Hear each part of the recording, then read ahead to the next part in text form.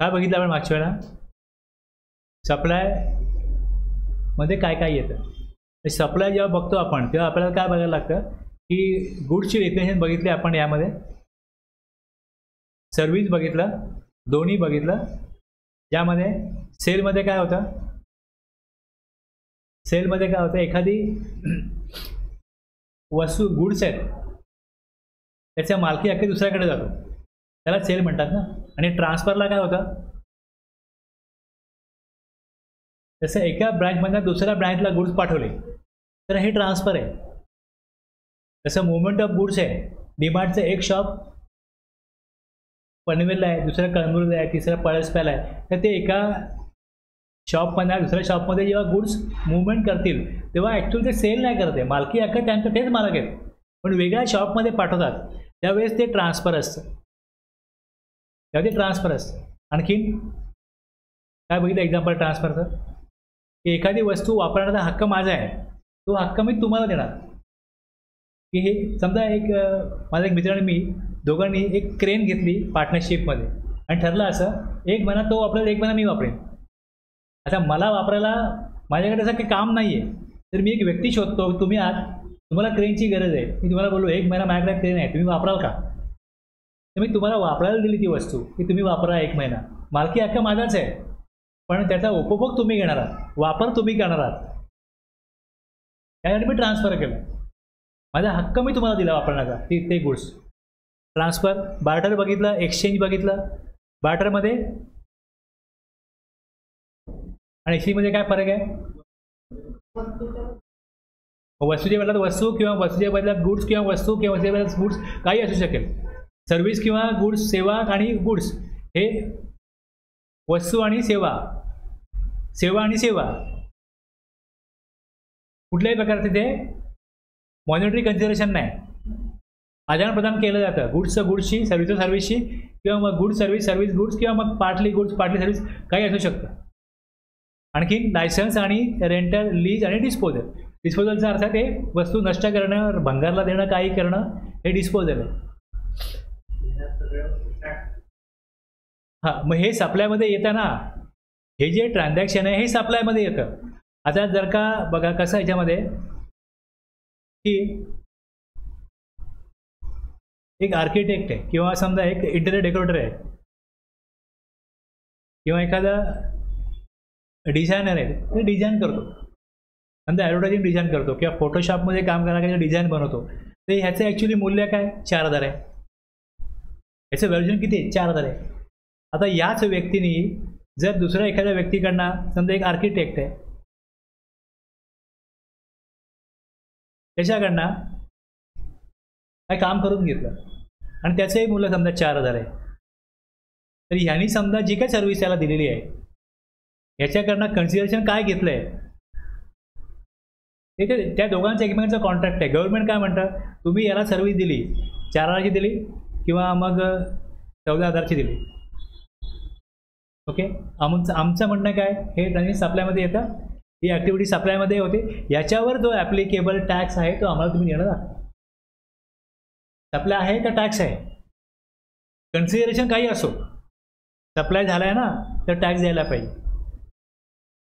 Same way आर्किटेक्टने design केलं, एक mobile shop आहे, त्याच्या घराचं डिझाईन केलं आणि त्यांनी त्याच्याकडनं मोबाईल घेतला ज्याची किंमत 14,000 आहे. आता मोबाईलचा रेट जर का 18% असेल तर 18% GST जो मोबाईल दुकानदार आहे तो देईल, आणि आर्किटेक्ट डिझाईन जे करतोय त्याच्यावर जो काय रेट असेल तो आर्किटेक्ट जमा करेल गव्हर्नमेंटकडे. ह्याचा ITC ह्याला मिळेल, याचा ITC ह्याला मिळेल जर बिझनेस पर्पज तो सप्लाय घेतला असेल तर, आणि इतर ज्या अटी शर्ती आहेत त्यानुसार ITC इलिजिबल होत असेल तर त्याला ITC घेता येईल. आलं लक्षात? जर इनवर्ड सप्लाय घेतला आहे तो बिझनेस पर्पज घेतला आहे, सेक्शन 16(1) सांगतो, in the course or furtherance of business. जर तुम्ही एखादा इनवर्ड सप्लाय घेतला असेल जो गुड्सचा असो, सर्व्हिसचा असो की दोन्हीचा असो, तर तो ITC घेण्याचा अधिकार आहे. कोणाचा? त्या रजिस्टर्ड पर्सनचा. पण इतर अटी शर्तीनुसार किंवा सेक्शन 17(5) मध्ये तो ITC ब्लॉक नसेल तर तो ITC घेता येईल. जर ब्लॉक असेल तर बिझनेस पर्पज जरी घेतला तरी ITC तो मान्य होणार नाही, कारण की तो रिस्ट्रिक्ट केला.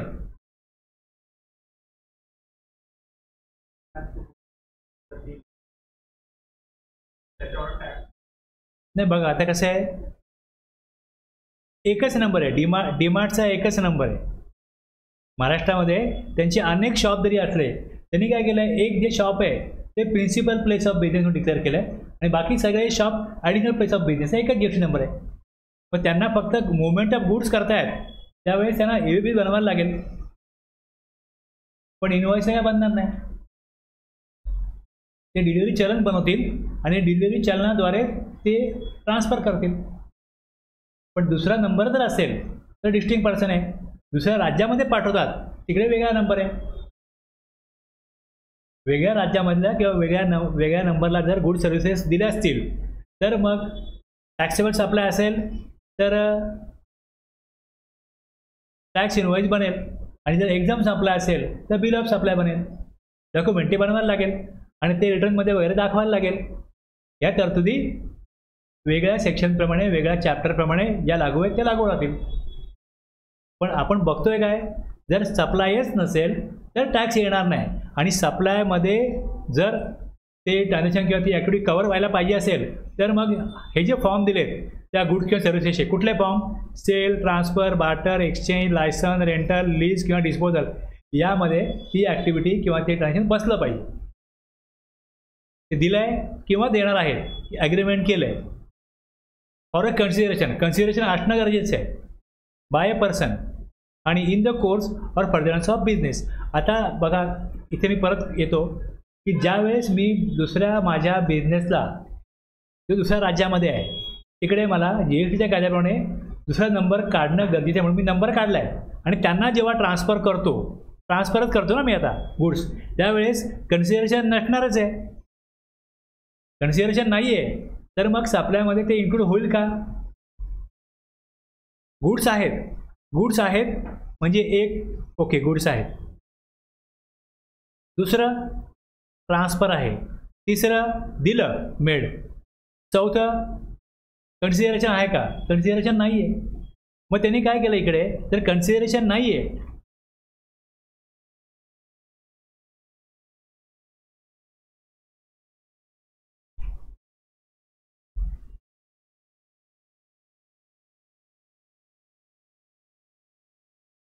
मी जिकडे आपण थांबलो होतो लास्ट टाइम तिकडे परत येतोय. आता लक्षात घ्या, शेड्यूल 1ला आपण आलो होतो. 7(1)C मध्ये काय दिलं शेड्यूल 1 मध्ये, की made or agreed to be made activities अशी आहे ज्यामध्ये good services without consideration, business purpose, पण कन्सिडरेशन नाही आहे. यामध्ये 4 पॅराग्राफ आहे. यात काय दिलं आहे, activities to be treated as supply even if made without consideration. कुठल्या ॲक्टिव्हिटीज? आता ही दुसरी ॲक्टिव्हिटी जी बघा, supply of good services are both between related person किंवा डिस्टिंक्ट पर्सन. डिस्टिंक्ट पर्सन कोण आहे? पॅन नंबर ज्यांचा आहे त्यावर दुसरा नंबर असेल ते डिस्टिंक्ट पर्सन आहेत.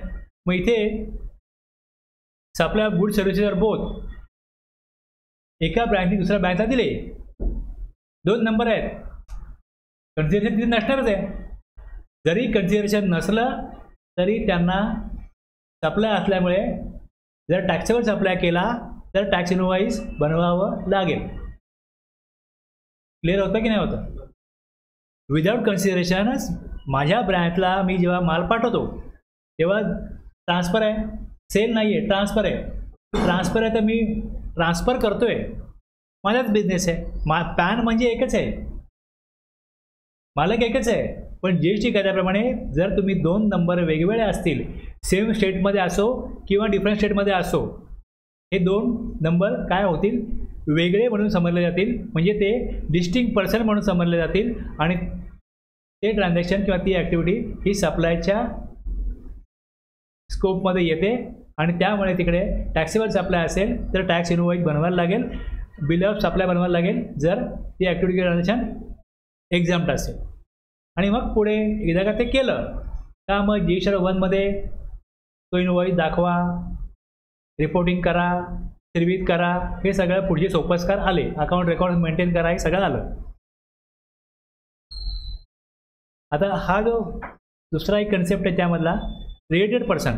रिलेटेड पर्सन जे आहे ना, हे डिफाईन केलं आहे सेक्शन 15 मध्ये.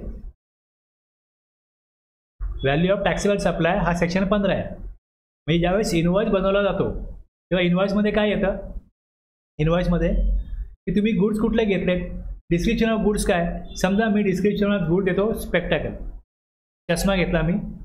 ओके, या चष्म्याची किंमत काय 1000 आहे आणि याचा GST रेट किती % आहे, 18%.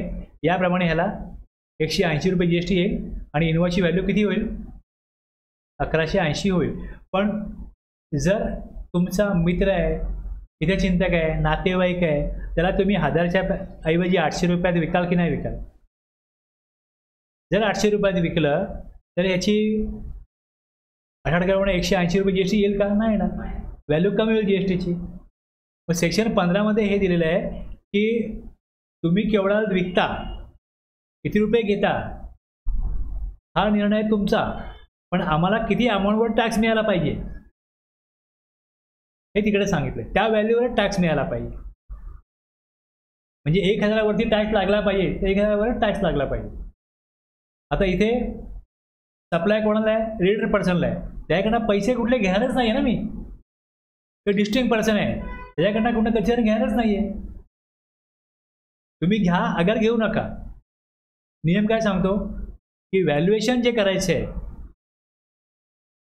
ते व्हॅल्यू डिटरमाइन कशी करायची हे सेक्शन 15मध्ये. म्हणून त्याने तिकडे रीडर पर्सन कोणाला म्हणावं हे दिले. डिस्टिंक्ट पर्सन म्हणजे 2 नंबर आहेत एका पॅनला, सेम स्टेटला असो या वेगळ्या स्टेटला असो, किंवा एका स्टेटला टॅक्सवर सप्लाय होतो म्हणून नंबर काढला आहे आणि दुसऱ्या स्टेटला त्याच पॅनचा असा बिझनेस आहे, पेट्रोल पंप किंवा वाईन शॉप, नंबर काढायची गरज नाही. त्यांना सप्लाय जरी केला तरी तो काय होतो, डिस्टिंक्ट पर्सनला सप्लाय केला असा त्याचा अर्थ होतो. डिस्टिंक्ट पर्सन सेक्शन 25(4)(25)(5) मधनं आपल्याला क्लिअर होतं. पण रीडर पर्सनची व्याख्या पाहिजे की नको आपल्याला, मग ती त्याने दिली आहे सेक्शन 15मध्ये. आणि त्याप्रमाणे सेक्शन 15मध्ये एक एक्सप्लेनेशन आहे. त्या एक्सप्लेनेशनमध्ये सांगितलेलं आहे की such persons are officers or directors of one another business. Section 15 घेईन ना तेव्हा मी त्यात एक्सप्लेन केलं आहे, तेव्हा मी वेळ देऊन सांगेन हे. दुसरं, such persons are legally recognise partner in business. म्हणजे समजा तुम्ही तिघा पार्टनर आहात एका पार्टनरशिप फर्ममध्ये आणि तुमचा एक वेगळा इंडिव्हिज्युअल बिझनेस पण आहे. ABC तिघा पार्टनर आहेत आणि A आणि B किंवा A आणि C यांनी एकमेकांना काही सप्लाय केला तर मग हा सप्लाय काय होतो, रीडर पर्सनला केला सप्लाय होतो. तुमचा पॅन वेगळा आहे इंडिव्हिज्युअल बिझनेस, त्यांचा वेगळा आहे, किंवा तुम्ही दोघांची वेगळी पार्टनरशिप आहे आणि तुमची तिघांची वेगळी पार्टनरशिप आहे. मग तुम्ही एका पार्टनरशिपमध्ये दोघं एकत्र आहात ना, मग तुम्ही काय होता, रीडर पर्सन होता. एम्प्लॉयर एम्प्लॉई हे रीडर पर्सन आहेत. आणि आणखीन इथे कंट्रोल आणि त्याचा शेअर काय कंपनीमध्ये हे काय क्लॉजेस दिलेत. आणि त्याच्यात फॅमिली मेंबर्स, तर फॅमिलीमध्ये कोण येतं, GSTच्या डेफिनेशनमध्ये फॅमिलीचा अर्थ होतो की नवरा बायको आणि त्यांची मुलं, हे कोण आहेत, फॅमिली. आणि स्पाऊस आणि चिल्ड्रन हे ऑलवेज फॅमिली आहे. इन्कम टॅक्समध्ये फॅमिलीची व्याख्या वेगळी आहे, आलं लक्षात. आता आपण बघतो व्हॉट्सअपला आपल्या फॅमिलीचा ग्रुप असतो, ती फॅमिली वेगळी, ही फॅमिली फक्त काय म्हणतात, ही एवढीच फॅमिली, नवरा बायको आणि 2 मुलं असतील किंवा 1 मुलगा असेल तेवढीच फॅमिली, जेवढी गेला तेवढीच फॅमिली आहे. आणखीन पेरेंट्स, ग्रँड पेरेंट्स, ब्रदर आणि सिस्टर, हे काय दिलं आहे, इफ म्हणजे ही कंडिशन आहे, इफ जर ते होलली किंवा मेनली डिपेंडंट असतील त्या व्यक्तीवरती तर त्याच्या फॅमिलीमध्ये येते. म्हणजे मी सप्लायर आहे, मी सप्लाय करतो, तर रिसिपियंट कोण आहे, मी म्हणेन माझा फॅमिली मेंबर आहे. फॅमिली मेंबर मी काय म्हणू शकतो, स्पाऊस आणि चिल्ड्रन आहे, ते ऑलवेज फॅमिली. आणि जर पेरेंट, ग्रँडपेरेंट्स, ब्रदर, सिस्टर आणि जर ते होलली किंवा मेनली डिपेंडंट असतील तरच काय असेल, ते फॅमिलीमध्ये येतील. तर अदरवाईज फॅमिलीमध्ये नवरा बायको आणि मुलं सोडून कोणी येत नाही, आलं लक्षात. म्हणजे बायको नवऱ्यावर डिपेंड असो नसो, मुलं त्या व्यक्तीवर डिपेंड असो नसो, ते फॅमिलीमध्येच आहे, ते फॅमिली आहे. They are members of the same family. तर ते काय होतील, रिलेटेड पर्सन होतील. पण फॅमिलीची डेफिनेशन बघणं गरजेचं आहे. ती दिलेली आहे सेक्शन 2 मध्ये, क्लॉज 49 मध्ये फॅमिली म्हणजे काय. त्यानुसार जर फॅमिली मेंबर्स आहेत तर मग तोच अप्लाय कोणाला केला आहे, रिलेटेड पर्सनला केला आहे. आणि मग रिलेटेड पर्सनला सप्लाय केला आहे किंवा डिस्ट्रिक्ट पर्सनला सप्लाय केला आहे तर मग त्याचं व्हॅल्युएशन करण्याकरता वेगळा रूल दिला आहे सेक्शन 15 मध्ये. त्या रूलप्रमाणे त्याचं व्हॅल्युएशन काढायला लागतं. आणि इथे काय सांगितलं आहे, supply of good services or both between related person किंवा between distinct person. Distinct person कुठे दिलं आहे, सेक्शन 25 मध्ये. When made in the course or furtherance of business. Supply केला आहे गुड्सचा सर्व्हिसचा आणि दोन्हीचा कोणाला, डिस्टिंक्ट पर्सन रिलेटेड पर्सनला. तर हे ट्रान्झॅक्शन कन्सिडरेशन जरी नसेल तरी पण ते सप्लायमध्ये येईल. याला अपवाद एक असा आहे की एम्प्लॉयर एम्प्लॉईला, जर एखादी कंपनी आहे त्या कंपनीमध्ये जे लोक काम करतात त्यांना मोटिवेशन म्हणून काय केलं जातं, त्यांचा कोणाचा बर्थडे आहे तर त्याला गिफ्ट दिलं जातं, किंवा एखाद्याचं लग्न ठरलं त्याला गिफ्ट दिलं जातं, एखाद्याला काय असं मूल झालं तर त्याला गिफ्टचा अर्थ काय होतो की ती जी अमाऊंट आहे ती देणं हे तुमच्या कंपनीला बंधनकारक नाही, ते स्वच्छेने दिलं. माझा बड्डे आहे, तुम्ही गिफ्ट दिलंच पाहिजे असं काय जरुरी आहे का. तुम्ही मला तुमचा आनंद आहे, तुमचं प्रेम आहे म्हणून देतो ना, तेव्हाच आपण गिफ्ट म्हणतो ना. कोणी घेऊन क्लेम करतो का तुम्ही गिफ्ट दिलं नाही मला काल, असं कसं, गिफ्ट द्यायला पाहिजे तुम्ही. हे काय झालं, हे टर्म्स म्हणजे अशा प्रकारचा कुठला कंडिशन किंवा टर्म्स नाही आहेत एम्प्लॉयरला की एम्प्लॉईला बड्डे गिफ्ट द्यायलाच पाहिजे. जर provided gift not exceeding ₹50,000 in a value in a financial year by employer to employee shall not be treated as supply of goods services. हे अपवाद आहे. एम्प्लॉयरनी एम्प्लॉईला काही दिलं अप टू 50,000 तर ही ॲक्टिव्हिटी सप्लायमध्ये येणार नाही. पण जर दिवाळी गिफ्ट म्हणून कार दिली, दिवाळी गिफ्ट म्हणून कुठलं गोल्ड सिल्वर दागिने वगैरे दिले, हिरे दिले आणि त्याची व्हॅल्यू 50,000च्या वरती असेल तर ही ॲक्टिव्हिटी काय झाली, सप्लाय झाली. याचा जीएसटी कोण भरेल, एम्प्लॉयर भरेल, त्याला देणं गरजेचं आहे.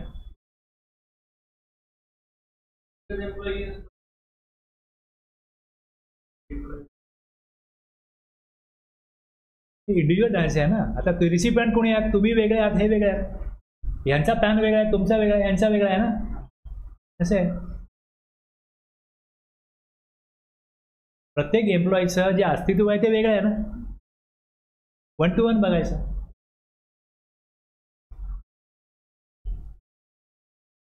आलं लक्षात आहे.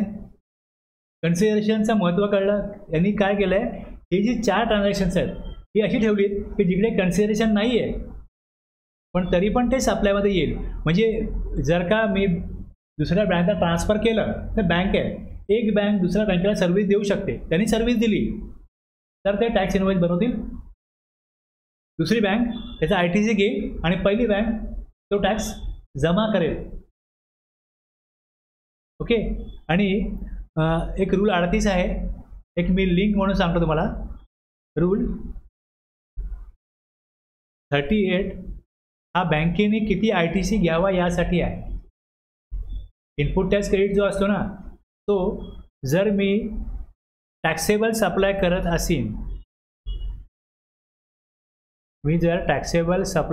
असीन, तर याच्यासाठी मी जे काय इनपुट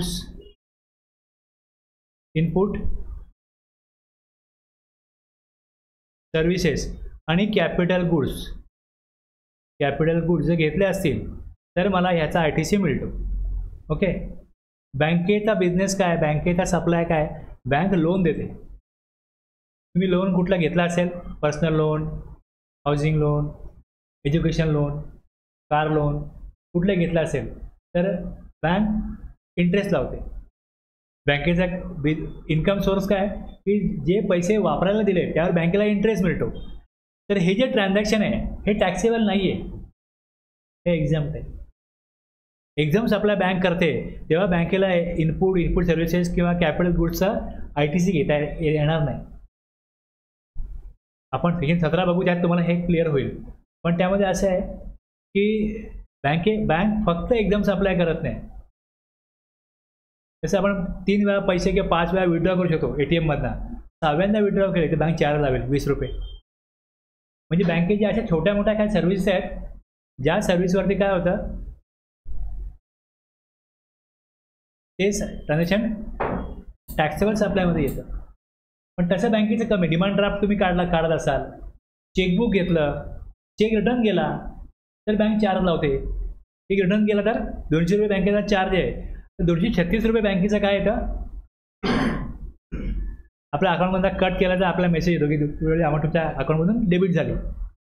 ₹36 काय GST आहे. म्हणजे बँकेचे जे इतर सर्व्हिसेस आहेत, मुख्य सर्व्हिस काय बँकेची, लोन देणं. लोनवर बँक चालते, लक्षात घ्या. कमी व्याजाने लोकांना FD काढायचे, कमी व्याजाने पैसे घ्यायचे आणि जास्त व्याजाने पैसे वापरायला द्यायचे.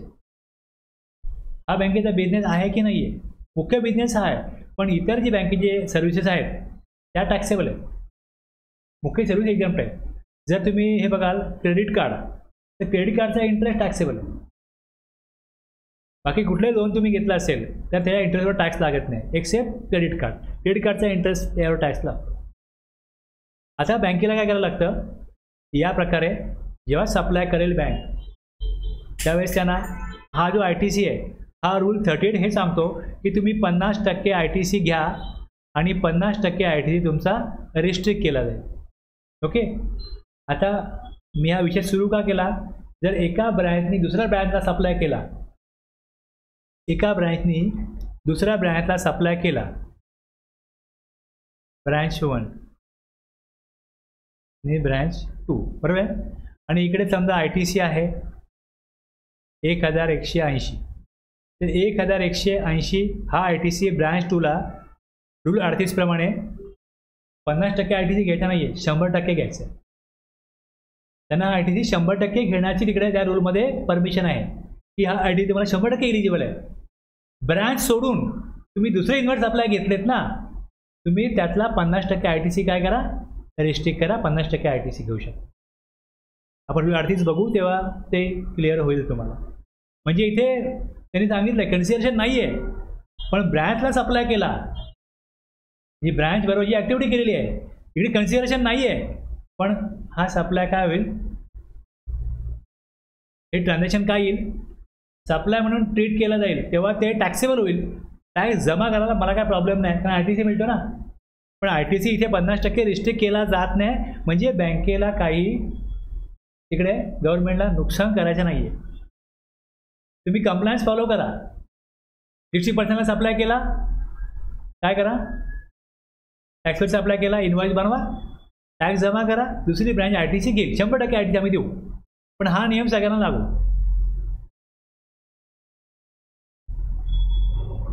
कळलं?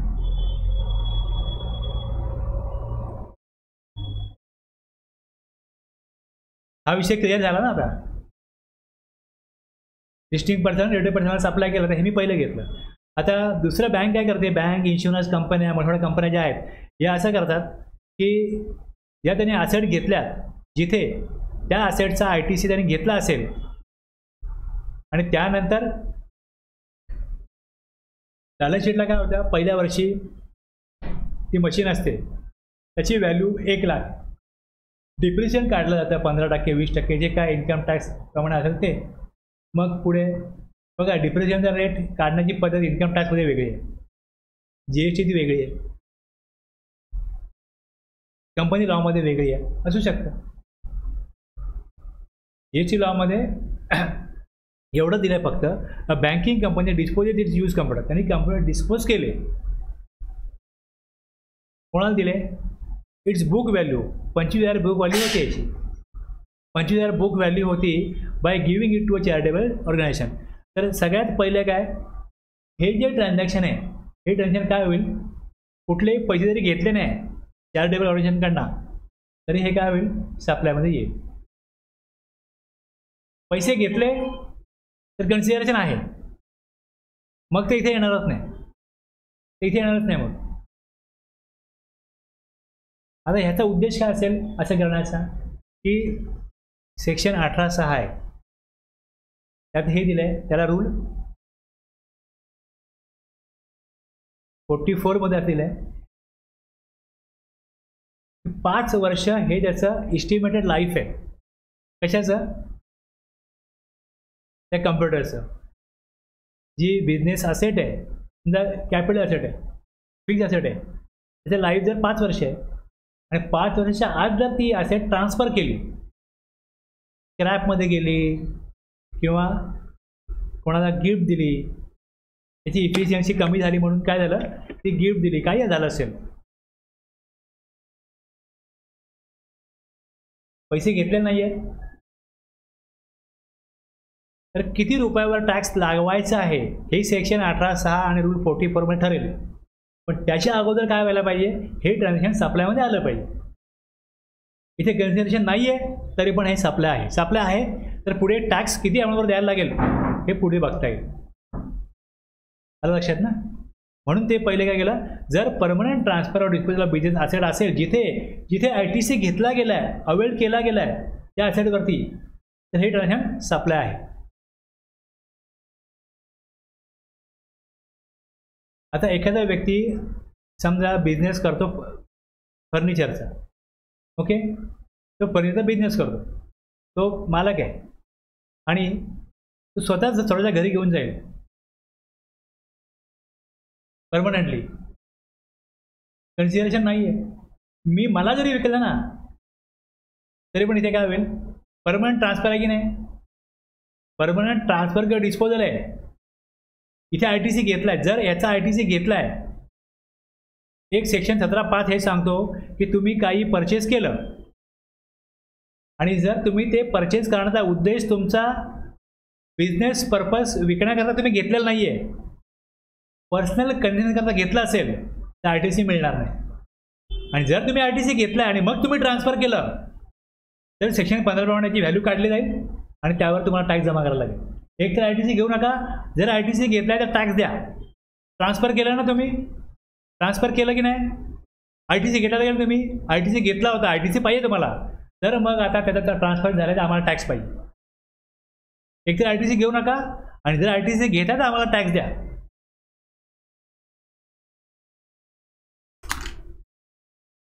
एका व्यक्तीने 10 मोबाईल आणले. मी बोललो तुम्ही 9 मोबाईल ते विकले दिसतात, 10वा कुठे आहे?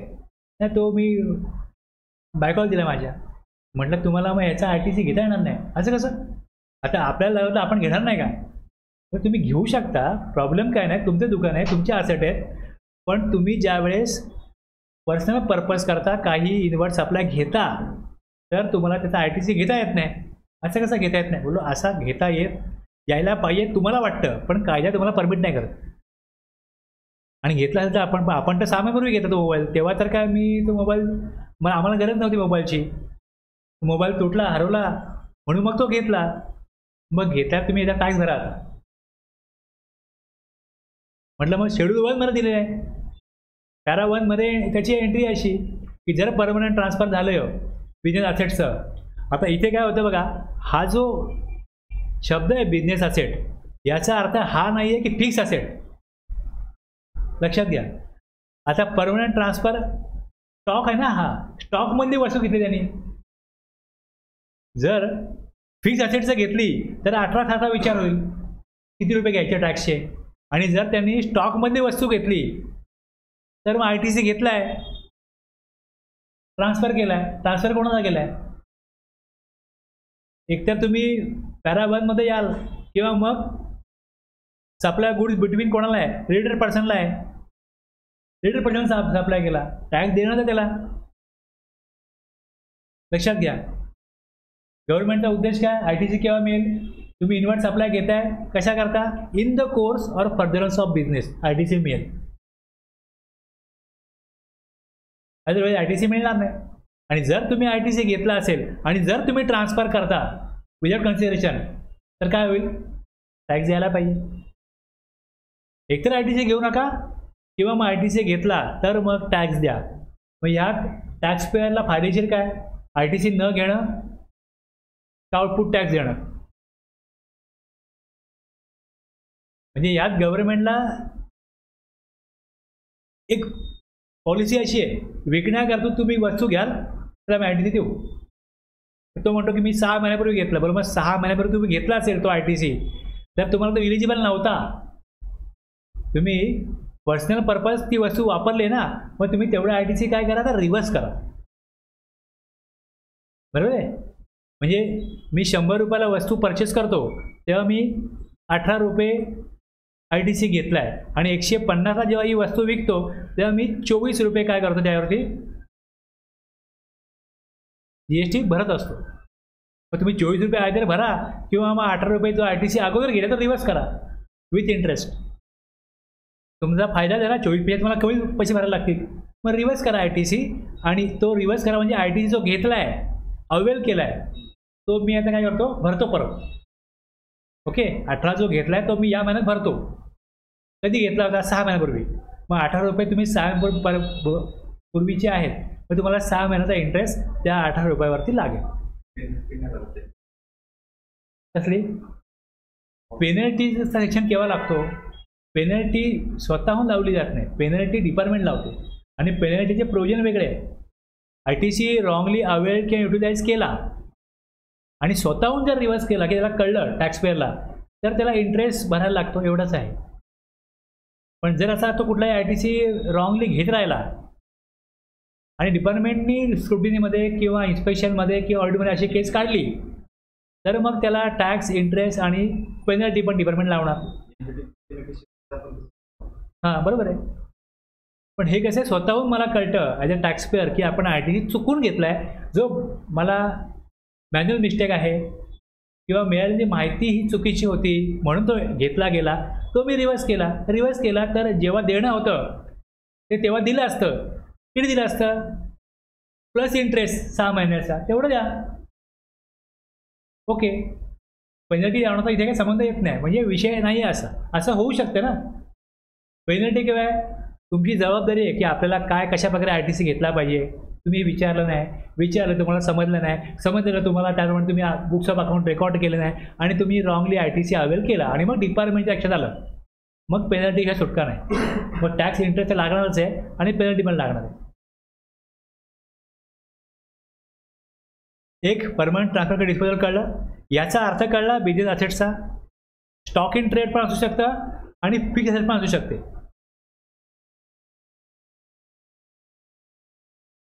आणखी काही एक्झाम्पल दिलेली आहेत ती तुम्ही वाचून तुम्हाला जास्त क्लिअरिटी येईल. काय होतं, मी सोडतो ना त्यावेळेस मला असं वाटतं की एखादं वाचावं, मला आपलं विचारावं की तुम्ही हा पॉईंट वेगळा आहे आम्हाला नाही कळला तर काय होतं समजतं बा. त्याला थोडंफार मी एक्स्ट्रा नॉलेज त्याला दिलं आहे. सगळंच मी सांगितलं ना मग कोण वाचतच नाही आणि स्वतःहून वाचल्यानंतर तुम्हाला काय एक्स्ट्रा कळतं किंवा तुम्हाला काय क्लिक होते तुम्हाला कळेल. मग तुम्ही वाचा आणि त्यातला एखादा पॉईंट तुम्हाला नाही कळलं तर मला विचारा, मग सांगण्यामध्ये आणि तुम्हाला ऐकण्यात मजा येईल.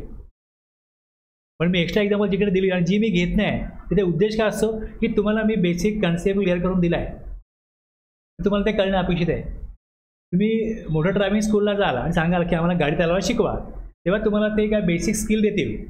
त्यानंतर मग तुम्ही ठरवायचं की तुम्हाला गाडी गर्दीत कशी चालवायची येतं का, हायवेला चालवायची येतं का, तुम्हाला रेसमध्ये भाग घ्यायचा आहे, मग तुम्हाला ते स्किल तुमचं डेव्हलप करायला लागेल.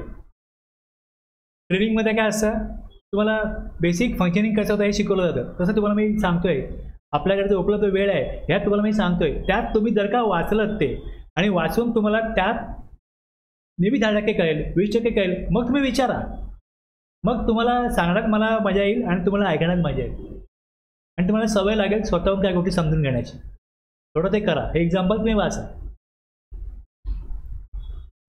स्टॉक ट्रान्सफर ब्रँचेसमध्ये होईल, यात पण काय दिलं एक्स्ट्रा माहिती. तिसरा पॅरा आता त्यामधला. Okay, principal to agent. Supply goods principal to is agent where, जिथे agent undertakes to supply such goods on behalf of the principal. Principal म्हणजे ज्याचे गुड्स आहेत. सपोज तुम्ही मला अपॉइंट केलं की माझे गुड्स तुम्ही विका, मी एजंट आहे, मग तुम्ही कोण होता प्रिन्सिपल, तुमचे गुड्स मी विकतो. किंवा तुम्ही मला सांगितलं की आम्हाला काय गुड्स पाहिजेत, काय स्टँडर्ड पाहिजे, काय क्वालिटी पाहिजे, काय रेटनी मिळाले पाहिजे, हे तुम्ही मला सांगता आणि तुमच्यासाठी मी गुड्स परचेस करतो. ओके, परचेस करतो. तर इथे बघा प्रिन्सिपलने काय केलं, by a principal to his agent where the agent undertakes to supply करणं. आणि दुसरं इथे agent undertake to receive such goods on behalf of the principal. म्हणजे प्रिन्सिपलसाठी गुड्स विकणं आणि परचेस करणं, हे दोन्ही काम कोण करतो? एजंट करतो. तेव्हा सप्लायर आणि एजंट याचा व्यवहार कसा आहे की मी जेव्हा एजंट आहे तेव्हा मी गुड्स विकतो आणि मी विकतो तेव्हा मी इनवॉइस माझा बनवतो. पेमेंट तुम्ही घेणार, पण मी माझ्या अकाउंटला पेमेंट घेणार, मग मी तुम्हाला पेमेंट देणार. ओके. हा एजंट कुठला अपेक्षित आहे इकडे? हा एजंट असा आहे, हा कमिशन एजंट नाही आहे. तुम्ही मला गुड्स द्याल, तुम्ही सेलची एंट्री कराल, मी परचेस करेन आणि मग मार्केटला मी सेल करेन माझ्या नावावरती, माझ्या इनवॉइसने. पण तुम्हाला मी पैसे देणार नाही, तुम्ही माझ्याकडनं पैसे घेणार नाही, हे लक्षात घ्या. जेव्हा तुमचा आणि माझा व्यवहार प्रिन्सिपल किंवा एजंट यामध्ये पैसे नाही आहेत तेव्हाच आपल्याला शेड्यूल 1 मधला पॅरा 3 लागेल ना. विदाऊट कन्सिडरेशन ही जी ॲक्टिव्हिटी आहे किंवा हे जे ट्रान्झॅक्शन आहे हे काय विदाऊट कन्सिडरेशन आहे ना, हे कन्सिडरेशन नाही आहे. लॉ मेकरला काय म्हणायचं आहे की ज्या वेळेस मी मार्केटमधनं गुड्स परचेस करतो, बरोबर आहे, गुड्स परचेस करायचे आहेत मला 1000 रुपयाला, मी तुम्हाला काय सांगेन तुमच्याकरता गुड्स घेतो 1000 रुपये द्या. मी गुड्स परचेस केले, तुम्ही ए आहात, मी बी आहे, मी सी कडनं गुड्स परचेस केले, माझ्याकडे आले, मग मी तुम्हाला दिले.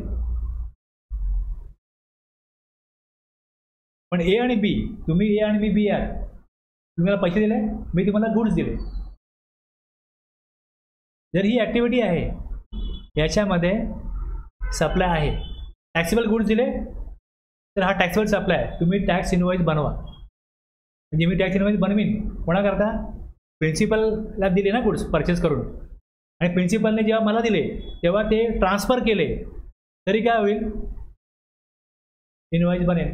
कन्सिडरेशन ट्रान्सफर आहे, गुड्स मला ट्रान्सफर केले, विकले नाही, मी विकत नाही घेतले, पण त्यांना टॅक्स द्यावा लागेल. विकले, ट्रान्सफर केलं ना, टॅक्स द्यावा लागेल. मला RTC मिळेल, मी पुढे विकेन, विकून जे पैसे कलेक्ट करीन, माझं कमिशन ठेवीन, त्यांना त्यांचे पैसे देईन.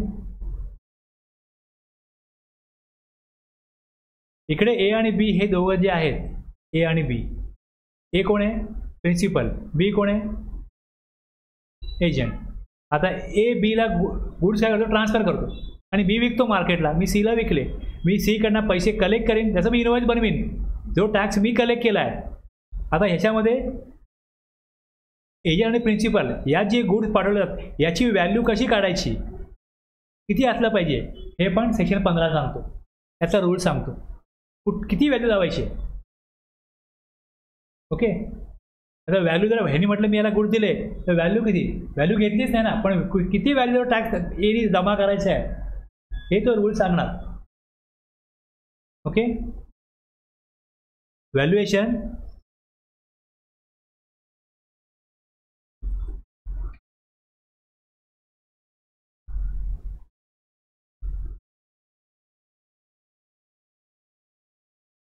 सेक्शन 15 आहे.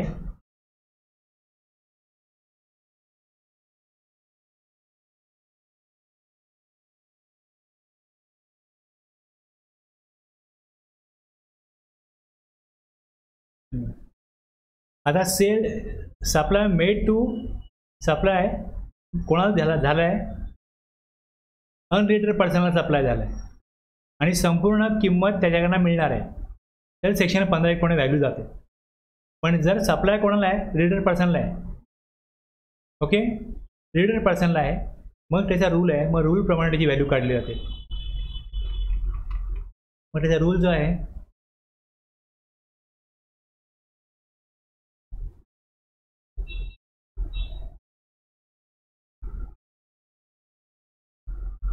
हा रूल आहे जसा supply between distinct person related person, rule 28. आणि एजंट असेल, एजंट करता रूल 29.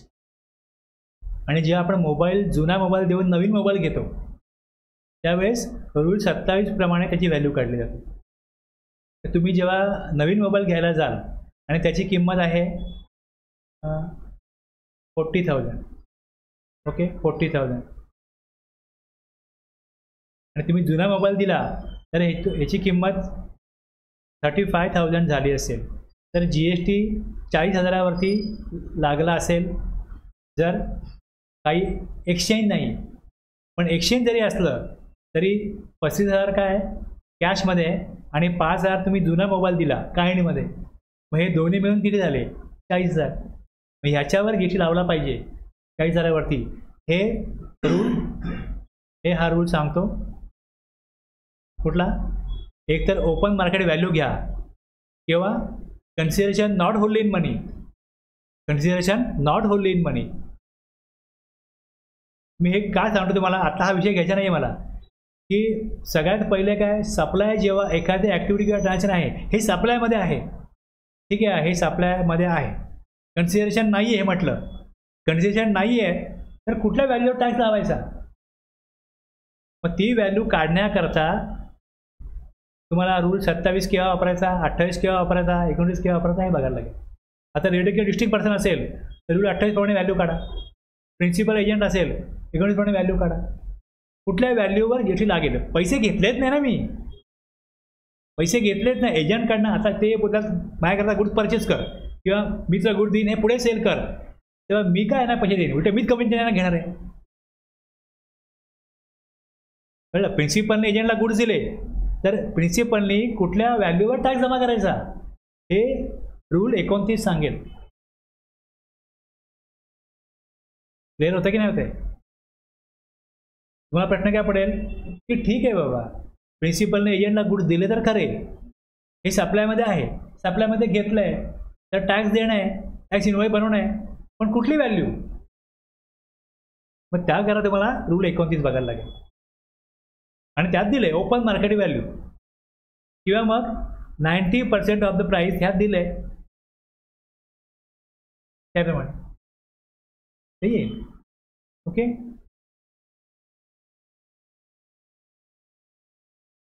ऑडिट जर तुम्हाला करायचं असेल तर तुम्हाला प्रत्येक सेक्शन मी ज्या प्रकारे सांगतोय त्या प्रकारे तुम्हाला समजून घ्यावं लागेल की ह्याचा लिंक कुठे आहे. म्हणजे एखाद्या कोणी मला प्रश्न विचारला की रे असं आहे का, तर मी सगळ्यात पहिले काय बघतो की समोरचा व्यक्ती जे विचारतोय ते सप्लायमध्ये येतं का.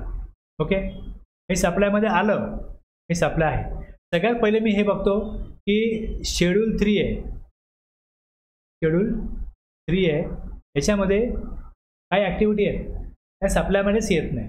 त्यातली एक ॲक्टिव्हिटी नाही आहे, नाही आहे, मग ती सप्लायमध्ये आली. मग ही सप्लायमध्ये शेड्यूल 2 मध्ये ॲक्टिव्हिटी आहे का? नाही आहे. कन्सिडरेशन आहे का? इकडे कन्सिडरेशन आहे. मग सप्लाय गुड्सचा आहे का सर्व्हिसचा आहे? ज्या मला कळलं सप्लाय आहे, मग मी हे बघतो सप्लाय गुड्सचा आहे का सर्व्हिसचा. आलं? कन्सिडरेशन आहे याच्यामध्ये, कन्सिडरेशन आहे. मग हा सप्लाय टॅक्सेबल आहे का एक्झम्प्ट आहे? मग ह्याच्यामध्ये जर तो सप्लाय टॅक्सेबल आहे तर टॅक्स जमा कोणी करायचा आहे, सप्लायरनी का रिसिपियंटनी? जर टॅक्सेबल सप्लाय आहे तर याच्यावरती रेट किती आहे, 12%, 18% किती आहे ते बघायला लागेल.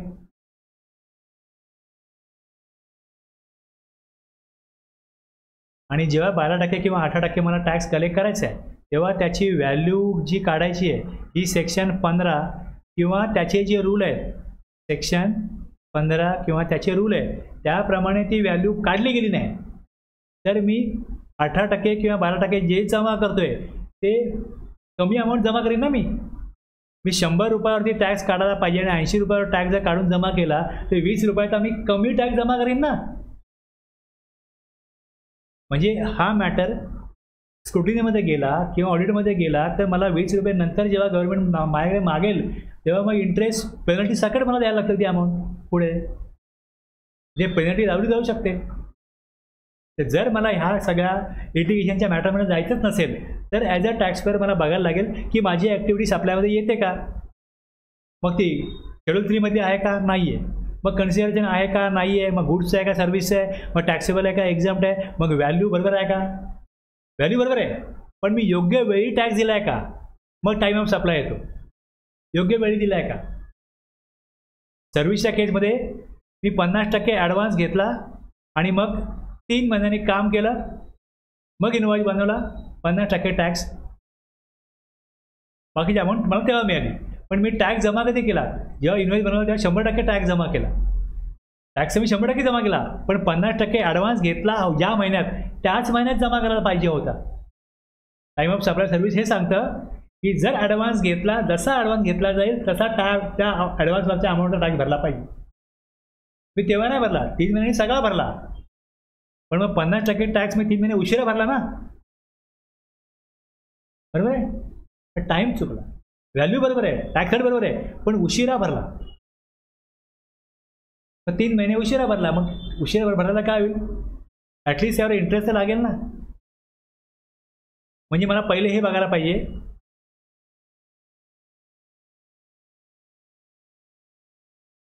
आपण बघतोय सेक्शन 7 सप्लाय आहे की नाही. सप्लाय आहे. जर मी इथे आलो, इथे काढलं ॲक्ट, तर मी इकडे पहिले 7 मध्ये बघीन स्कोप ऑफ सप्लाय. सप्लायमध्ये येतं का माझा सप्लाय, कंपोजिट आणि मिक्स सप्लायमध्ये येतो का, मी सांगेन पुढे काय असतं ते बघायला पाहिजे. मग लेवी आणि कलेक्शन. लेवी होईल forward charge, reverse charge, taxable आहे का एक्झाम्प्ट आहे, सेक्शन 11. मग खाली 12 आणि 13 मध्ये काय, टाईम काय, योग्य वेळेत टॅक्स द्यायचा आहे, योग्य व्हॅल्यूवर द्यायचा आहे. आणि जो टॅक्स जेव्हा भरला जातो 3B त्यावेळेस त्याचा ITC क्लेम घेऊन बाकीची अमाऊंट कॅशमध्ये भरली जाते. तर ITC क्लेम बरोबर घेतला आहे का, सेक्शन 16 प्रमाणे, 17 प्रमाणे, 18 प्रमाणे असल्यास, IED असल्यास, जॉबला गुडी पाठवले असल्यास मग पुढे सेक्शन 19, 20, 21 लागतात. ते नसेल तर सगळ्यांना काय 19, 20, 21 लागत नाही, पण 16, 17 सगळ्यांना लागतात आणि 18 काय स्पेशल केसमध्ये लागतात. जसं 18/6 कॅपिटल गुड्स विकले तर 18/6 लागतो. 16, 17 नेहमीचेच आहे. हे तुम्हाला एकदम क्लिअर झाले पाहिजे. 100% 16, 17 फुल फोकसने बघितले पाहिजे. आणि स्पेशल केससाठी 18 आहे. जॉबवर्कसाठी कॅपिटल गुड्स पाठवले किंवा इनपुट्स तर 19 लागतो. 20, 21 IED करते. आणि आपण रिलेशन बघितलं ते तिकडे. आणि डॉक्युमेंट कुठले बनवायचे तर 31 ते 34 मध्ये टॅक्स इनवॉइस आणि पुढे 34 मध्ये क्रेडिट डेबिट नोट्स आहे. अकाउंट रेकॉर्ड मेंटेन करायचे, त्याकरता 35-36 आहे. रिटर्न भरतो आपण 39 मध्ये, GSR 1 भरतो 37 मध्ये आणि GSR 9 44 मध्ये. Late fees 47. टॅक्स पे केला जातो. ही पद्धत कशी आहे, 49 मध्ये. उशिरा पे केला टॅक्स तर मग इंटरेस्ट आहे 50 मध्ये. TDS TCS 51-52 आहे. रिफंड मग 54 मध्ये आहे. 54-55 ते 58 पर्यंत रिफंड. आणि मग पुढे 60 पासून पुढे डिपार्टमेंटसाठी असणारे काही सेक्शन आहेत लिटिगेशनचे, ते पुढे सुरू होतात.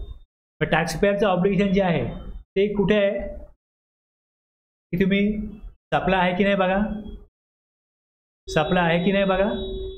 सप्लाय असेल, टॅक्सेबल सप्लाय असेल तर इनवॉइस बनवा, योग्य रेट घ्या, योग्य व्हॅल्यू घ्या.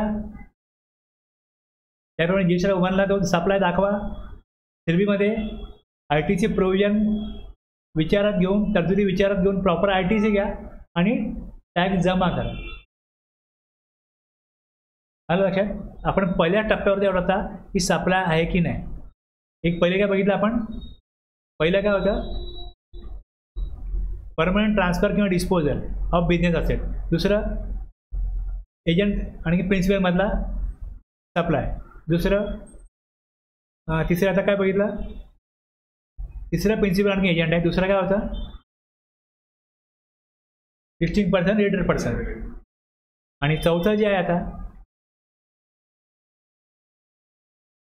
हे बघा, हे जे तुम्हाला म्हटलं की एजंट आणि प्रिन्सिपल कोण पाहिजेत, की इनवॉइस जर हे प्रिन्सिपल आहेत आणि मी एक सी व्यक्तीला सांगतो की एक गुड्स पाहिजेत, माझ्या नावाने इनवॉइस नका बनवू, यांच्या नावाने बनवा आणि पेमेंट तुम्हाला ते करतील, असंच असेल तर त्या एजंट करता हे ॲप्लिकेबल नाही. हे हात दिलेलं आहे. मग त्याचा सर्क्युलर कुठला, याचा डिसाइडिंग फॅक्टर काय आहे हे इकडे दिलेलं आहे. थोडं वाचलं तुम्हाला आणखीन काय होईल, बॅकग्राऊंड क्लिअर होईल. हे मी सांगितलं हे तुम्हाला कळण्यासारखं आहे, थोडं वाटणं गरजेचं आहे. मी एक्सप्लेन केलं आहे पण तुम्हाला जास्त इथे वाचल्यानंतर जास्त क्लिअर येईल. डिसाइडिंग फॅक्टर काय असेल की एजंट प्रिन्सिपल आहे, पण असा एजंट प्रिन्सिपलचा हे ॲक्टिव्हिटी पाहिजे की ॲक्च्युअलमध्ये गुड्स पाठवतो प्रिन्सिपल एजंटला आणि मग एजंट आपल्या इनवॉइसने विकतो पुढे. Invoice for further supply to customer be issued by the name of agent. पण मी यांना सांगतो तुमच्याकरता मी बाहेर बघीन आणि मग तुम्ही इनवॉइस बनवा बाहेरच्या नावाने आणि बाहेर तुम्हाला पेमेंट करीन आणि तुम्हाला मी हे बिझनेस मिळवून दिला म्हणून तुम्हाला कमिशन द्यायचं. असा एजंट ह्यात कवर होत नाही. डिसाइडिंग पॅटर्न हा दिलेला आहे की हा पॅरा केव्हा लागू होईल. शेड्यूल 1 मधलं कन्सिडरेशन नाही आहे केव्हा लागू होईल. सर्क्युलर नंबर काय आहे हे पण दिलेलं आहे तिकडे. पुढे आलं ना, import of service by a person from a related person or from any of his other establishment outside India in the course or furtherance of business. Jhumru associates received legal consultancy services from its head office. कुठे आहे ते? मलेशियामध्ये. वेगळ्या देशामधून ज्या service घेतली जाते तेव्हाच त्याला import म्हटलं जाईल, इम्पोर्ट ऑफ सर्व्हिस. आणखी पण काय ऑप्शन असतील. पहिल्या इम्पोर्ट केव्हा म्हणायचं की भारताबाहेरून भारतामध्ये येईल तर इम्पोर्ट ना, की भारतामधनं भारताबाहेर जाईल तर एक्सपोर्ट ना. इम्पोर्ट एक्सपोर्टचा अर्थ काय होतो. आणि त्यांनी इथे गुड्स म्हटलं आहे का? नाही, फक्त सर्व्हिस म्हटलं आहे. इम्पोर्ट ऑफ सर्व्हिस म्हटलं आहे. Point to be noted. कोणाकडनं? By person. कुठनं? कोणाकडनं? From related person. जो कुठे आहे? Outside India. कशा करता? Business purpose. म्हणजे बिझनेस पर्पज ज्या वेळेस मी सर्व्हिस घेतली त्यावेळेस मी ती अमाऊंट त्यांच्याकडनं सर्व्हिस घेतली त्यांना देत नाही आहे, पण माझ्या प्रॉफिट अँड लॉसला मी रेकॉर्ड केलं की हा खर्च झालेला आहे माझा. तुम्ही ऑडिटला गेलात की हा तुम्ही 1 लाख रुपये खर्च केला, 1 लाख रुपये तुम्ही कोणाला दिले. त्यामुळे आम्ही सर्व्हिस घेतली ही, पण आमचीच ब्रँच आहे. कुठे? भारताबाहेर. आमचंच काय तिकडे अदर असोसिएट, आमची दुसरी एस्टॅब्लिशमेंट आहे तिकडे. त्यांना आम्ही काय केले? त्यांच्याकडनं आम्ही सर्व्हिस घेतली. तुम्ही खर्च रेकॉर्ड करताय पण आमचाच एस्टॅब्लिशमेंट असल्यामुळे त्याला पेमेंट नाही केलं, त्यामुळे समोर पेमेंट दिसत नाही आहे. ओके. जर हे अशा प्रकारे इम्पोर्ट केलं आहे आणि त्याने एंट्री केली आहे तर जर इम्पोर्ट ऑफ सर्व्हिस आहे तर याच्यावरती GST कोण देणार? रिव्हर्स चार्जमध्ये ज्यांनी सर्व्हिस घेतले तो भरेल. कन्सिडरेशन नाही आहे पण त्याला GST भरायचं आहे. पण हे बिझनेस पर्पज असलं पाहिजे. ओके, बिझनेस पर्पज असलं पाहिजे. एक बघा, आपण इथे हे जेव्हा बघत होतो इथे बघा, इथे पण एक इम्पोर्ट ऑफ सर्व्हिस आहे. इथे फॉर कन्सिडरेशन आहे. इम्पोर्ट ऑफ सर्व्हिसेस आहे पण इथे कन्सिडरेशन आहे. आणि इथे काय आपण बघतो शेड्यूल 1 मध्ये पॅरा 4 मध्ये काय बघतो की इम्पोर्ट ऑफ सर्व्हिस आहे, कन्सिडरेशन नाही आहे, पण कोणाकडनं आहे? अदर एस्टॅब्लिशमेंटसाठी आहे जी भारताबाहेरची आहे. तर आपण हे दोन्ही कम्पेअर केलं. विथ कन्सिडरेशन हे in the course or furtherance of business असो किंवा नसो हे सप्लाय आहे, लक्षात घ्या. आणि विदाउट कन्सिडरेशन जे आता आपण शेड्यूल 1 मध्ये पॅरा 4 मध्ये बघतोय तिकडे रिलेटेड डिस्टिंक्ट पर्सन किंवा दुसरी ब्रँच आहे जी कोण आहे? एक तर रिलेटेड पर्सन आहे किंवा डिस्टिंक्ट पर्सन आहे, सप्लाय आहे. पण जर बिझनेस पर्पज नाही आहे, in the course or furtherance of business नाही आहे तर हे सप्लाय नाही. इम्पोर्ट ऑफ सर्व्हिसेस आहे, इम्पोर्ट ऑफ सर्व्हिसेस आहे. कन्सिडरेशन असेल तर बिझनेस करता असो किंवा नसो सप्लाय आहे. आणि कन्सिडरेशन नाही आहे आणि जर बिझनेस करता असेल तरच सप्लाय. जर दुसरी केस आहे बिझनेस करता नाही आहे तर मग सप्लाय नाही.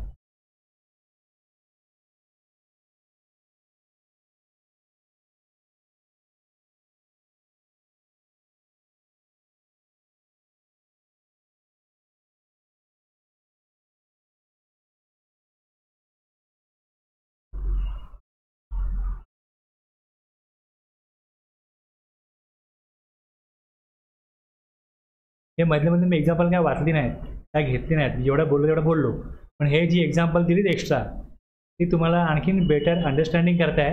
आणि तुम्ही ॲटलिस्ट एकदा हे नजरेखालनं घातलं पाहिजे. तुम्हाला समजा जेव्हा एखादी केस समोर येते तेव्हा तुम्ही हे परत वाचाल तर तुम्हाला आणखीन क्लिअरिटी येईल. परत वाचून क्लिअरिटी येते.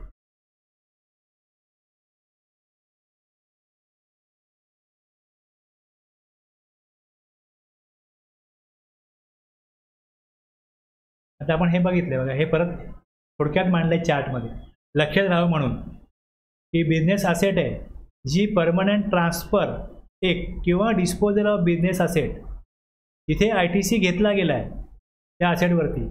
बिझनेस असेट आहे, ट्रान्सफर म्हणजे आउटवर्ड सप्लाय झाला आहे, परमनंट ट्रान्सफर आहे किंवा डिस्पोजल आहे, कन्सिडरेशन नाही आहे. कारण इथे दिलंच काय विदाउट कन्सिडरेशन आहे.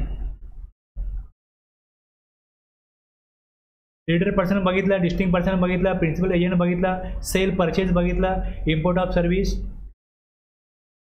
फ्रॉम लीडर पर्सन आणि import of service from other establishment outside India. Consideration नाही आहे तरी सप्लायमध्ये येईल.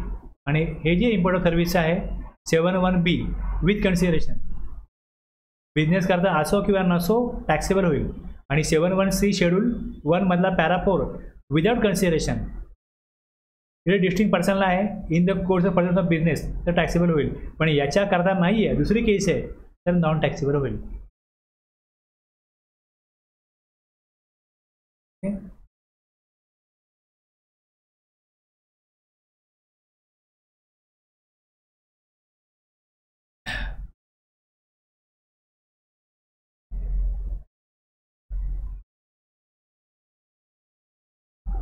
जसं आहे ना, मी हे वाचाल,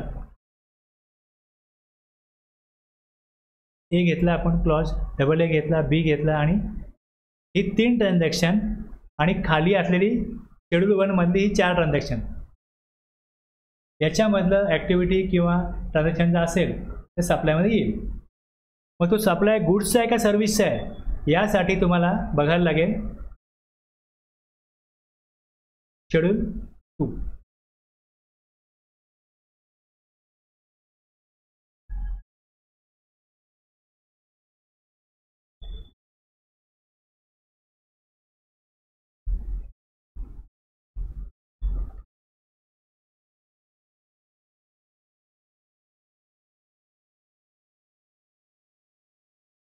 परत समोर हे आणा, हे परत समोर आणा. काय आलं तुम्ही सेक्शन 7(1) मध्ये A, आणि C बघितलं, आणि 1A मला केव्हा लागेल, सेक्शन 7(1) A, किंवा विदाउट कन्सिडरेशन शेड्यूल 1 मधल्या 4 एंट्रीज, या 1A सांगतो की हे सप्लाय ऑफ गुड्स आहे का सप्लाय ऑफ सर्व्हिस आहे, हे तुम्हाला शेड्यूल 2 मुळे क्लिअर होईल. ओके, पहिले तुमचा सप्लाय आहे हे क्लिअर व्हायला पाहिजे, आणि शेड्यूल 2 मुळे तुम्हाला काय क्लिअरिटी येईल की तो सप्लाय गुड्सचा आहे का सर्व्हिसचा आहे. हे बघूया आपण आता. 7(2) मध्ये काय की 1 मध्ये काही दिलेलं असो, खाली जे दिलेले ॲक्टिव्हिटीज किंवा ट्रान्झॅक्शन असतील शेड्यूल 3 मधल्या, याच्यावर टॅक्स लागू शकत नाही कारण ते सप्लायच नाही. Shall be treated neither as supply of goods nor supply of service. Okay, याच्यावरती टॅक्स लागू शकणार नाही. म्हणजे पहिल्यांदा मला हे बघायला लागतं की माझी ॲक्टिव्हिटी किंवा माझं ट्रान्झॅक्शन हे शेड्यूल 3 मधलं आहे का, ते नाही आहे. मग मी 7(1) जाणं बरं पडेल ना मला. मी काय कराल, पहिले 7(1) चेक करायला जाल का मग तुम्ही 7(2) मध्ये चेक करायला जाल 7(2)A. सोपं काय, शेड्यूल 3 मधली एंट्री नाही आहे म्हणजे मला बघायला लागेल की मग ते कन्सिडरेशन आहे का. मी बघीन कन्सिडरेशन आहे का, सगळीकडे इकडे काय कन्सिडरेशन आहे. शेड्यूल 3 मधली एंट्री नाही आहे आणि कन्सिडरेशन असेल तर मग ते A, किंवा B मध्ये असलं पाहिजे. बघा 98% आहे ना या A मधलेच असतं. जर अशी रोटरी क्लब, लिओ क्लब हे असतात, असे कुठले क्लब आहेत त्यांच्याकरता हा केला आहे A. बाकी इम्पोर्ट ऑफ सर्व्हिस तर येईल, अदरवाईज मग या इथल्या 4 एंट्र्या विदाउट कन्सिडरेशन याच्यामधलंच असणार तुमची ॲक्टिव्हिटी. हे तुमचं ट्रान्झॅक्शन मोस्ट ऑफ 7(1)A मधलंच असेल. पण त्यापूर्वी हे बघितलं पाहिजे की ती ॲक्टिव्हिटी शेड्यूल 3 वर तर इन्क्लूड नाही. कळलं एवढं? आता हा जो 7(1)A आहे हा पहिले डी होता. तो डी चुकीच्या जागी प्लेस झाला होता, त्यामुळे अमेंडमेंट करून तो म्हणजे इकडे पहिले ए आहे, बी आहे,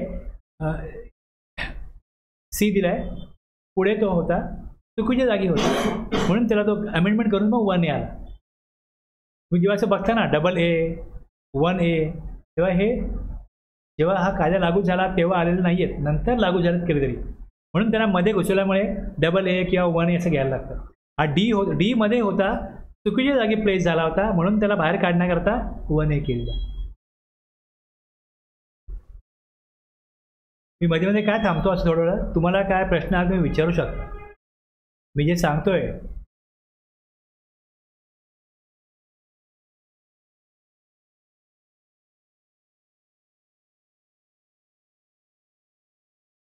ते मलाही कळतंय, एखादा मुद्दा मला सांगायचा राहून तर गेला नाही जो महत्त्वाचा आहे.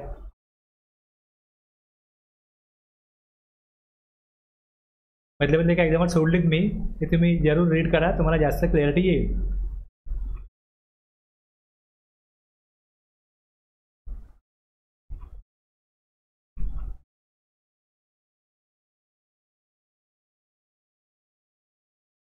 शेड्यूल 3 मध्ये या 8 ॲक्टिव्हिटी आहेत.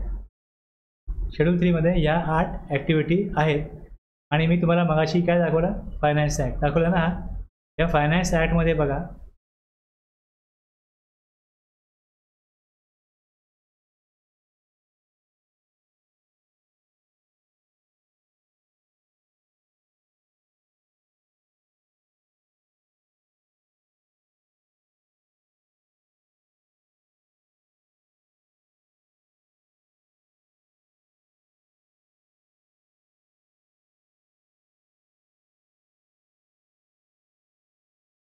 काय दिसतंय, 8 आहेत तिकडे, 8 आहेत तिकडे, 8 आहेत. शेड्यूल 3 मध्ये पुढे before explanation 1 the following paragraph shall be inserted, para 9 आणि पॅरा 10 हे आलेले आहे. हां काय 10 होतील. आणि हे लागू कधीपासून होतील मी तुम्हाला सांगितलं. मी इकडे हे काय काढलं बघा, ई गॅजेट काढलं. ई गॅजेटमध्ये हे काढलं, ही वेबसाईट आहे गव्हर्नमेंटची ई गॅजेट. अजून हे CBIची वेबसाईट आलेली नाही आहेत. तुम्ही जे इथे बघता ना वेबसाईट, इथे जे नोटिफिकेशन दिसतात, नोटिफिकेशन हे कालच आलं, हे बघा इथे अजून ते आलेलं नाही नोटिफिकेशन. ते इथे टाकतील ही वेबसाईटवाले तेव्हा दिसेल, पण ई गॅजेटला आलं आहे. आणि इकडून मी हे डाउनलोड केलं आणि त्यात मला हे कळलं की हे सेक्शन जे फायनान्स ॲक्टमधले आहेत. फायनान्स ॲक्ट 2 आहेत यावर्षीचे. एक बजेट निवडणुका होण्या अगोदर आलं तेव्हा, आणि निवडणूक झाल्यानंतर जे सरकार आलं तेव्हा जे बजेट आलं त्याचा फायनान्स ॲक्ट 2 आहे. आणि या फायनान्स ॲक्ट 2 मध्ये ज्या अमेंडमेंट आहेत त्याच्यामध्ये हे आलेलं आहे. हे अगोदरचं आणि हे यामध्ये खूप अमेंडमेंट आहेत. आणि तेवढ्या सगळ्या अमेंडमेंट लागू झाल्या, कधीपासून लागू झाल्या,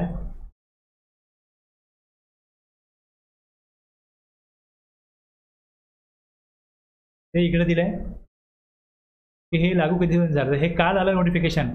तर याच्यामधले काही सेक्शन जे आहेत हे जसं या ज्या दिवशी आलं the date of publication of this notification, आणि बाकी हे लागू होतील 1 नोव्हेंबरपासून 2024 पासून. कुठले कुठले 114 ते 117, 119 ते 141, 43, 147, 51, 51 to 157 एवढे लागू कधी होतील. म्हणजे 1 नोव्हेंबरपासून फायनान्स ॲक्टमधले ऑलमोस्ट सगळे सेक्शन लागू होणार आहेत. पण हे जे 4 आहेत 118, 42, 48, 150 हे लागू झाले आहेत कालपासूनच. अमेंडमेंट झालं. मग मी हे काय दाखवतोय, अमेंडमेंट कशा होतात हे कळावं म्हणून सांगतोय. समजलं ना काय. नोटिफिकेशन ते त्या गॅझेटला आलं, हे आम्ही नोटिफाय केलं आहे का, मग ते इकडे तुम्हाला मिळेल. इथे या लिस्टमध्ये हे टाकलं जाईल. आता मी सबस्क्रिप्शन घेतलं आहे GST कॉर्नरचं, त्याला 149 रुपये मी दर महिन्याला पे करतो. मला व्हॉट्सअपला नोटिफिकेशन पाठवतात.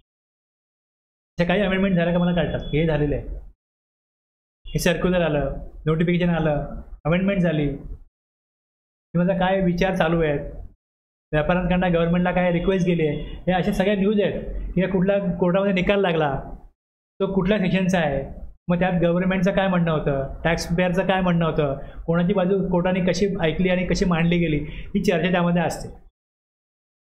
असे अपडेट मी सबस्क्राईब केले मला मिळतात. इथे ब्रेक घेऊया.